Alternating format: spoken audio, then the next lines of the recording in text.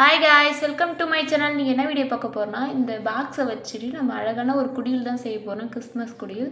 அது ரொம்ப க்யூட்டாக இருந்தது பார்க்குறதுக்கு. இது எப்படி செய்யலான்னு பார்க்கலாம். இது ஃபஸ்ட்டு இந்த சைடில் இருக்க 4 பீஸும் கட்டர் வச்சு நல்லா கட் பண்ணி எடுத்துக்கோங்க. இல்லை நைஃப் வச்சு கூட கட் பண்ணி எடுத்துக்கோங்க.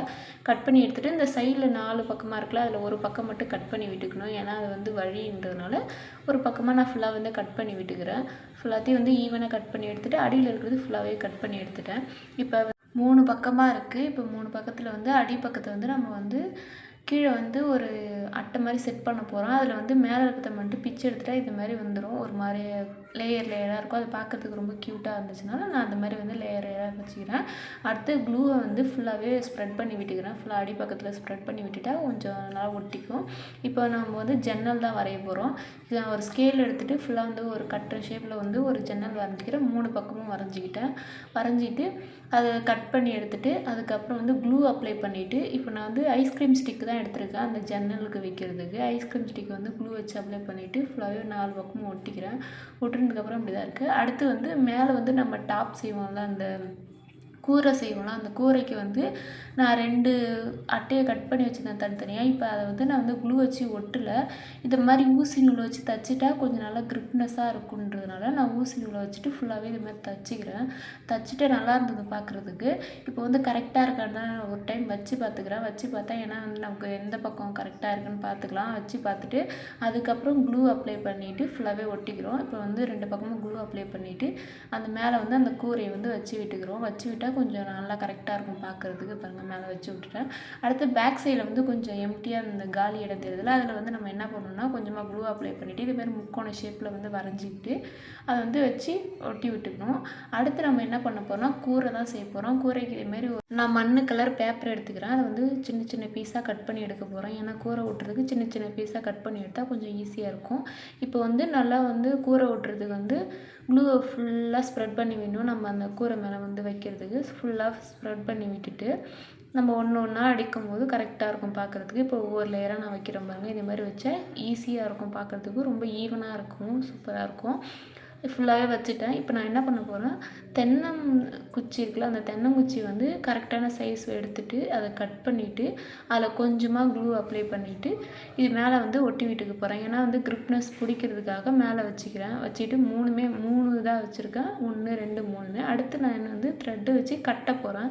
நூலை ஃபுல்லாக ஊசி நூலை எடுத்துகிட்டு நல்லா கோத்துட்டு இதில் வச்சு நல்லா வந்து டைட் பண்ணி கட்டி விட்டுக்கிட்டால் கொஞ்சம் ஈஸியாக இருக்கும் பார்க்குறதுக்கு, நல்லா அழகாக இருக்கும். அடுத்த சைடில் அந்த வேஸ்ட்டாக இருக்கிறதெல்லாம் கட் பண்ணி எடுத்தால் அழகான கூரை ரெடி ஆகிடும். இது எவ்வளோ பர்ஃபெக்டாக வந்திருக்கு பாருங்கள். அடுத்து நம்ம என்ன பண்ண போகிறோம், க்ளே எடுத்துகிட்டு நம்ம வந்து இந்த குழந்தை தான் செய்ய போகிறோம். சரி, அதை வாங்கி வச்சலான்னு பார்த்தா சரி நம்மளே செய்யலான்னு சொல்லிட்டு க்ளேவை வந்து ஃபுல்லாக வந்து உருட்டி வச்சுட்டு இது வந்து டவலு, அடுத்து வந்து ஒரு ரவுண்ட் பால் உருட்டி வச்சுட்டு அது தலை, அதுக்கப்புறம் இது உடம்பு அப்படின்னு சொல்லிட்டு சரி நானே செய்யலான்னு சொல்லிட்டு செஞ்சுருக்கேன். எனக்கு இந்த மாதிரி ஐடியா இருந்தது. சரி ஓகே, இது மாதிரி செய்யலான்னு. இது எப்படி இருக்குன்னு சொல்லிட்டு மறக்காமல் எனக்கு கமெண்ட்டில் சொல்லுங்கள். ஃபுல்லாகவே வந்து இப்படி பண்ணிவிட்டேன். இது 2த்தையும் ஒட்டி விட்டுட்டு குழந்த மாதிரி ஆக்கிக்கிட்டேன். இப்போ வந்து ஃபுல்லாகவே வந்து குழந்தை வந்து டவலில் தான் மூடி இருக்கும். ஃபுல்லாகவே அது மாதிரி மூடின மாதிரி வச்சுட்டு டவலுக்கு வந்து ஒயிட் கலரும் உடம்புக்கு வந்து ஃபவுண்டேஷன் கலர் இருக்குல்ல, அந்த கலரும் வந்து ஃபுல்லாக ஸ்ப்ரெட் பண்ணி விட்டுக்கிட்டேன். இப்போ குழந்தை ரெடி ஆகிடும். அது அடுத்தது நம்ம என்ன பண்ண போகிறோம்னா இது மாதிரி பிரிண்ட் அவுட் எடுத்து வச்சுருக்கேன். ஜீசஸ் ஃபோட்டோ எல்லாத்தையும் அதெல்லாம் வந்து கட் பண்ணி எடுத்துக்கிறேன். இது கட் பண்ணி எடுத்துகிட்டு நம்ம இதில் வந்து ஒட்ட போகிறோம். ஒரு ஈஸியாக இருக்கும், ஈஸியான ட்ரிக்கு. இது மாதிரி கட் பண்ணி எடுத்துட்டேன்.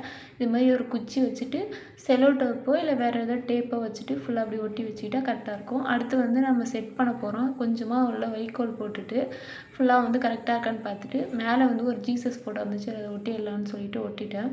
ஒட்டினதுக்கப்புறம் இப்படி தான் இருந்துச்சு. அதில் குழந்தைய வச்சுட்டு இப்போ நம்ம ஒட்டி வச்சுருக்க எல்லாத்தையும் வந்து ஒன்று ஒன்றா வந்து அடுக்க போகிறோம். ஜீசஸ் ஃபோட்டோ, மாதா ஃபோட்டோ எல்லாத்தையும் ஒன்று ஒன்றா அடுக்க போகிறோம். அடுக்கிட்டு கீழே வந்து மணல் வந்து கொடுக்கலான்னு சொல்லிட்டு ஃபுல்லாகவே மணல், ஏன்னா அது வந்து தொழுவம் தானே, தொழுவத்தில் இப்படி தானே இருக்கும்னு சொல்லிட்டு ஃபுல்லாகவே வந்து மணல் ஸ்ப்ரெட் பண்ணி விட்டுட்டு இந்த காம்பவுண்ட் சுவருக்கு வந்து இந்த கல், சின்ன சின்ன கல் இருக்குல்ல, அந்த ரோட்டில் கிடக்கிற கல்லெல்லாம் வந்து ஒன்று ஒன்றா பொறுக்கிட்டு வந்து இதில் வந்து வச்சா ஒரு அழகாக காம்பவுண்ட் சுவர் மாதிரி ரெடி ஆகிடும். ஃபுல்லாகவே இப்படி தான் பண்ணிகிட்ருக்கேன்.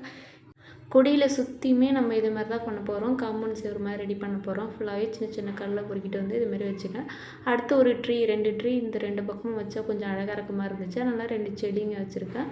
ஒரு நடுவுலேயே 2 செடிங்க வச்சுருக்கேன். அதுக்கப்புறம் குடியில் வந்து கேண்டீன்லலாம் எப்படின்னு சொல்லிட்டு மெழுகுவர்த்தி வந்து 4 பக்கமும் கொளுத்தி வச்சுருக்கேன். இந்த குடில் எப்படி வந்திருக்குன்னு சொல்லுங்கள். நான் ஃபர்ஸ்ட் டைம் ட்ரை பண்ணேன். இதில் என்ன கரெக்ஷன் பண்ணணும்னு சொல்லிட்டு மறக்காம எனக்கு கமெண்ட்ல சொல்லுங்கள். இந்த குடில் எப்படி இருக்குது, இந்த குடில் எவ்வளோ பர்ஃபெக்டாக வந்திருக்கு பாருங்கள். ஒன்று ஒன்றும் அவ்வளோ அழகாக இருக்குது. எனக்கே ரொம்ப பிடிச்சிருக்கு. ரொம்ப க்யூட்டாக ரொம்ப அழகாக இருந்தது பார்க்குறதுக்கு. ரொம்ப அப்படியே ஒரிஜினல் மாதிரியே இருந்துச்சு. இது உங்களுக்கு எப்படி இருக்குன்னு சொல்லிட்டு எனக்கு கமெண்ட்ல சொல்லுங்கள். இது நான் எக்ஸ்பெக்ட் பண்ணதில் ஒரு வேறு லெவலில் இருந்துச்சு. இந்த குடிலுக்கு நீங்கள் 10க்கு எத்தனை பாயிண்ட் போடுவீங்கன்னு சொல்லிட்டு மறக்காமல் எனக்கு கமெண்ட்ல சொல்லுங்கள். நெக்ஸ்ட் வீடியோவில் பார்க்கலாம். தேங்க்யூ ஃபார் வாட்சிங். பாய்.